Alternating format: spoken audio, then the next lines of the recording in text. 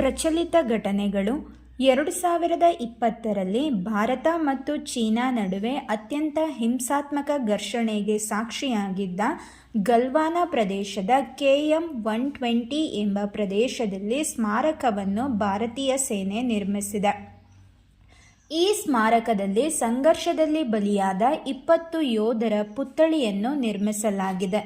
ಲಡಾಖ್ನ ಆಯಕಟ್ಟಿನ ಡರ್ಬುಕ್ ಶೋಕ್ ದೌಲತ್ ಬೇಗಂ ಓಲ್ಡಿ ರಸ್ತೆಯಲ್ಲಿರುವ ಈ ಸ್ಮಾರಕ ವಿಶ್ವದ ಅತ್ಯಂತ ಕಠಿಣ ಸೇನಾ ನಿಯೋಜನಾ ವಲಯಗಳಲ್ಲಿ ಒಂದಾಗಿದೆ.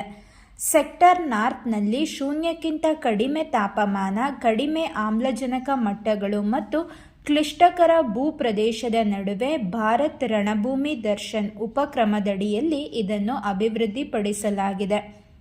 ಕೆಂಪು ಮತ್ತು ಕಪ್ಪು ಗ್ರಾನೈಟ್ ಬಳಸಿ ನಿರ್ಮಿಸಲಾದ ಈ ಸ್ಮಾರಕ ತ್ರಿಶೂಲ್ ಮತ್ತು ಡಮರು ರೂಪದಲ್ಲಿದೆ.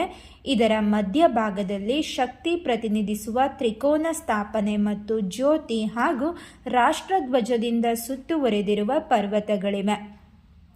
ಸ್ಮಾರಕದ ಸುತ್ತಲೂ ಗಲ್ವಾನ್ ಕಣಿವೆಯನ್ನು ರಕ್ಷಿಸಿದ ಸೈನಿಕರನ್ನು ಪ್ರತಿನಿಧಿಸುವ 20 ಕಂಚಿನ ಪ್ರತಿಮೆಗಳಿವೆ. ಸೇನಾ ಇತಿಹಾಸ ಸಾರುವ ಸಂಗ್ರಹಾಲಯ, ಡಿಜಿಟಲ್ ಗ್ಯಾಲರಿ ಮತ್ತು ಸಭಾಂಗಣವಿದೆ. ಪ್ರವಾಸೋದ್ಯಮ ಉತ್ತೇಜನಕ್ಕಾಗಿ ಸೇನೆ KM-23ರಲ್ಲಿ ಟೈಗರ್ ಬ್ರೇವ್ ಕೆಫೆ ಮತ್ತು KM-56ರಲ್ಲಿ ಮತ್ತೊಂದು ಕೆಫೆ ಮತ್ತು ಸ್ಮಾರಕ ಸ್ಥಳದಲ್ಲಿ ಬ್ರೇವ್ ಹಾರ್ಟ್ ಬಿಸ್ಟ್ರೋ ಸೇರಿದಂತೆ ಹಲವು ಸೌಲಭ್ಯ ಅಭಿವೃದ್ಧಿಪಡಿಸಲಾಗಿದೆ. ಸ್ಮಾರಕದ ಬಳಿ ಅಂಗಡಿ, ಸೆಲ್ಫಿ ಪಾಯಿಂಟ್ ಕೂಡ ಇದೆ. ಸ್ಮಾರಕವನ್ನು ರಕ್ಷಣಾ ಸಚಿವ ರಾಜನಾಥ್ ಸಿಂಗ್ ಉದ್ಘಾಟಿಸಿದರು.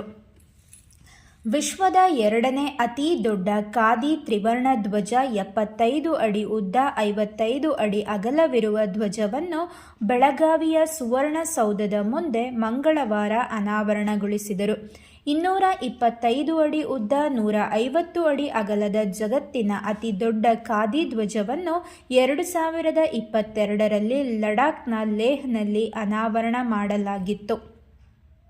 ರಿಲಯನ್ಸ್ ಮುಖ್ಯಸ್ಥ ಮುಕೇಶ್ ಅಂಬಾನಿ ಪುತ್ರ ಅನಂತ್ ಅಂಬಾನಿ ವನತಾರದ ಮೂಲಕ ಹಮ್ಮಿಕೊಂಡಿರುವ ಪ್ರಾಣಿ ಸಂರಕ್ಷಣೆಯನ್ನು ಗುರುತಿಸಿ ಅಮೆರಿಕಾದ ಗ್ಲೋಬಲ್ ಹ್ಯೂಮನ್ ಸೊಸೈಟಿಯು global humanitarian award for animal welfare ಪ್ರಶಸ್ತಿ ನೀಡಿದೆ.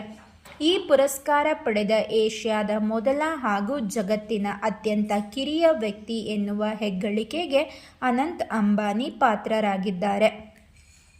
2025ರ ISSF ವರ್ಲ್ಡ್ ಕಪ್ ಫೈನಲ್ ಪಂದ್ಯವು ಡಿಸೆಂಬರ್ 4ರಿಂದ 9ರವರೆಗೆ